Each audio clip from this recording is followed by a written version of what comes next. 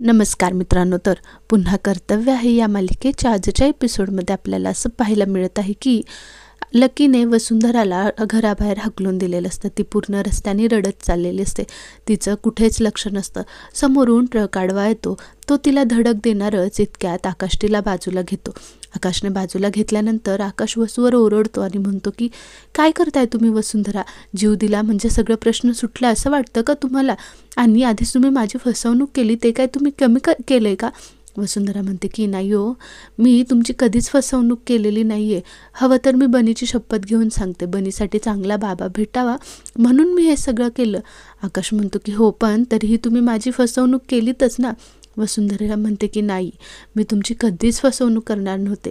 तेव्हा आकाश म्हणतो की मग तुम्ही मला आधी हे सगळं का सांगितलं नाही? मला तुमचा माझ्यावर विश्वास नाही आहे का? वसू म्हणते की नाही, माझा तुमच्यावर या जगात कोणावर सगळ्यात जास्त विश्वास असेल आकाशराव तर तो फक्त तुमच्यावर आहे. पण मी तुम्हाला नाही सांगू शकले, मला भीती वाटत होती. आकाशराव म्हणत होते, काय तुला कसली भीती वाटत होती? आणि तुला असं आत्ता काय झालं वेगळं की तुला आधी भीती वाटत होती? वसू म्हणते की अहो आकाशराव, कारण मी तुमच्या प्रेमात पडले होते.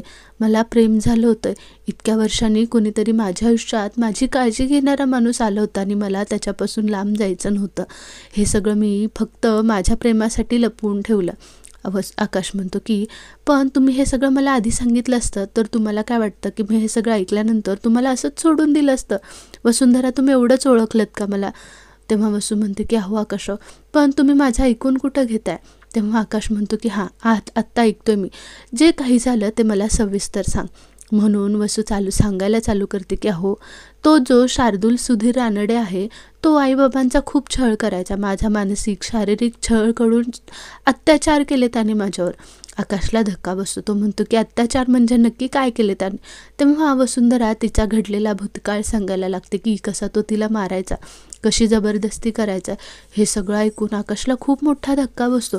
तो म्हणतो की अजून काय वसुंधरा? तेव्हा तो म्हणतो की अहो आकाशराव, त्यांनी माझा इतका छळ केला. त्यांनी जर आईवडिलांनी योग्य वेळी आम्हाला वेगळं केलं नसतं तर आत्तापर्यंत मी जिवंतसुद्धा राहिले नसते. त्यांनी मला कधीच मारून टाकलं असतं. तेव्हा माझ्या पोटात बनी होता. हे त्याला मी सांगितलं नाही. हा सगळा आमच्या तिघांचा मिळून निर्णय होता की हे त्याला सांगायचं नाही, नाहीतर त्याने त्याचा गैरफायदा घेतला असता. आकाशला हे सगळं ऐकून खूप मोठा धक्का बसलेला असतो. तेव्हा वसू म्हणते की हो, हे सगळं मी बनीसाठी केलं. अहो, बनी आहे म्हणून मी आज जिवंत आहे. जर माझ्या आयुष्यात बनी नसता तर मी माझ्या जीवाचं कधीच बरं वाईट केलं असतं. माझ्यासाठी बनी सोडून आणि तुम्ही सोडून काहीच महत्त्वाचं नाही आहे. आकाश म्हणतो की वसुंधरा, हे सगळं तुम्ही मला आधीसुद्धा सांगू शकत होता ना? वसुंधरा म्हणते की केला ना आकाशराव, खूप प्रयत्न केला मी तुम्हाला सांगायचा. खरं तर आईवडिलांनी माझं चांगलं व्हावं, बनीचं चांगलं व्हावं म्हणून लग्न लावून दिलं. लग्न लावताना त्यांचा एकच विचार होता की बनीसाठी चांगला बाबा आणि माझं भविष्य चांगलं जाईल. पण मला माहीत नव्हतं की त्यांनी तुमच्यापासून शार्दूल जिवंत हे लपवलं. हे सगळं मला लग्नादिवशी कळालं. मी तुम्हाला सांगायला सुद्धा येणार होते, पण आईवडिलांनी मला वचन दिलं म्हणून मी सांगायला आले नाही. नंतर आकाश म्हणतो की अहो, पण तुम्ही मला परतसुद्धा सांगू शकत होतात. वसुंधरा म्हणते की केला ना आकाशराव, मी खूप प्रयत्न केले तुम्हाला खरं सांगायचा. तुम्हाला आठवतंय गणपती दिवशी मी तुम्हाला व्हॉईस मेसेज पाठवला होता? आकाशला आठवतं. तेव्हा तो म्हणतो हो, पण तो तर वेगळाच होता ना? वसुंधरा म्हणते की हो, तो तुमच्यापर्यंत अर्धाच पोहोचला. अर्धा व्हॉईस मेसेज पोहोचलाच नाही आणि तिथून पुढं मी खचून गेले. माझी तुम्हाला खरं सांगायची हिंमतच झाली नाही. कारण तुम्ही गेल्यानंतर अवनीशी माझं बोलणं झालं आणि इरावती गेल्यानंतर तुम्ही कसा खचून गेला याचं मला कळालं. मला तुम्हाला काहीही झालेलं मी बघू शकत नाही आकाश. आकाश म्हणतो की अहो वसुंधरा, एवढंच ओळखलत का हो तुम्ही मला? मी एवढाही वाईट नाही आहे. आणि खरंच वसुंधरा, मीही तुमच्यावर खूप प्रेम करतो. असं म्हणून त्या दोघांमधील गैरसमज मिटतात आणि ते दोघांना एकमेकांच्या मिठीत पडतात. इकडे चिनू मनू खेळत असतात. त्यांची लिस्ट बनवायची चाललेली असते की बनीची आई आल्यानंतर काय काय खायला बनवायचं. त्यांचा कालवा ऐकून जयश्री रूममध्ये येते. जयश्री म्हणते की काय गं, बाबा कुठे गेला, दिसत नाही आहे? चिनू म्हणते की नाही, आम्ही नाही सांगणार तुला. तेव्हा जयश्री म्हणते की बरं, मला नाही सांगणार का? बरं, जे मला सांगेल त्याला मी आईस्क्रीम देईल. लगेच ते दोघे सांगतात की बनीच्या आईला आणायला गेलाय. जयश्री हे बघून खूप मोठी शॉक होते आणि ती बाहेर जाते. बाहेर भास्कर माधवरावांना काही वकिलांचे नंबर देत होता. माधवराव म्हणतात की हो. तेव्हा भास्कर म्हणतो की काय झालं बाबा? ते काहीच नाही म्हणतात. तेवढ्या जयश्री येऊन सांगते की अहो आकाश वसुंधरेला आणायला गेलाय. तेव्हा ते म्हणतात की कसं शक्य आहे, त्याने तर सकाळी डिवोर्स पेपर साईन केले ना. जयश्री म्हणते की हो हे खरं असलं तर. तेवढ्यात आकाश येतो. आकाश आल्यानंतर जयश्री लगेच उठून उभे राहते, त्याच्याजवळ जाते आणि म्हणते की काय रे चिनू म्हणून सांगत होता तू वसुंधरेला आणायला गेलास. अरे पण तू तर सकाळी डिवोर्स घेतलास ना, हे खोटं आहे, बोल तू खोटं आहे. म्हणून ती त्याच्या पुढे येते. त्याला मागे वसुंधरा दिसत नाही. तो पुढे जाते तर वसुंधरा तिला येताना दिसते. हे ती वसुंधरा घरात येताना बघून सगळ्यांना खूप मोठा शॉक बसतो. तेव्हा जयश्री म्हणते की अगं ये तुझी हिंमत कशी झाली या घरात यायची, तुला सांगितलं होतं ना या घरात परत यायचं नाही. आकाश म्हणतो की आई तिला मी या घरात आणले, काय बोलायचं आहे ते तू माझ्याशी बोल, आणि तुझ्याशी तर मी सविस्तर बोलणारच आहे. तेव्हा त्याआधी मला माझं एक महत्त्वाचं काम करू दे. जयश्री म्हणते की आत्ता कसलं महत्त्वाचं काम. आकाश म्हणतो की आहे महत्त्वाचं काम. म्हणून तो आतमध्ये जातो, डिवोर्स पेपर घेऊन बाहेर येतो. बाहेर आल्यानंतर जयश्री म्हणते काय करतोयस तू आकाश हे. तेव्हा आकाश म्हणतो की सगळ्यात महत्त्वाचं काम आहे जे आता माझ्यासाठी काहीच महत्त्वाचं नाही आहे. तो तिच्या तोंडावर डिवोर्स पेपर फाडतो. हे बघून माधवराव जयश्री सगळ्यांना खूप मोठा धक्का बसतो.